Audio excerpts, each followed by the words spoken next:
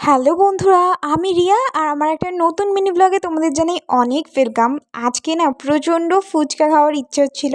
আর ব্যাঙ্গালোরে কিন্তু 30 টাকার মাত্র 7 পিস ফুচকা দেয়, তো ওটাতে মনও ভরে না আর পেটও ভরে না।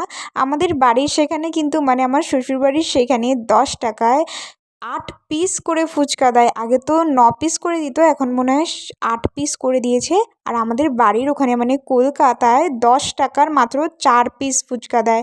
আর ব্যাঙ্গালোরে এসে তো একদম পুরো গলা কাটা দাম। তো যাই হোক, আজকে বরকে প্রচণ্ড রিকোয়েস্ট করলাম যে আমার না প্রচণ্ড ফুচকা খেতে ইচ্ছা করছে, খাওয়াও আমাকে। তো ও বললো যে বাইরে গিয়ে এত টাকা খরচা করে কেন খাবো, চলো ঘরেই আজকে বানাই। আর আমার আর একটা জিনিসও মনে পড়ে যাচ্ছিল, যখন শ্বশুরবাড়িতে ছিলাম তখন শ্বশুরবাড়ি থেকে ফুচকা দোকান অনেকটাই দূরে আর যাওয়াটা সবসময় সম্ভব ছিল না। ওই জন্য আমার শ্বশুরমশাই নিজের হাতে সব কিছু করে, আলু মেখে মশলা তৈরি করে সব কিছু নিজের হাতে তৈরি করেই খাইয়েছিল। আর সেইভাবেই আজকে আমার বড়মশাই আমাকে নিজের হাতে সব কিছু তৈরি করে আমাকে ফুচকা বানিয়ে খাওয়ালো।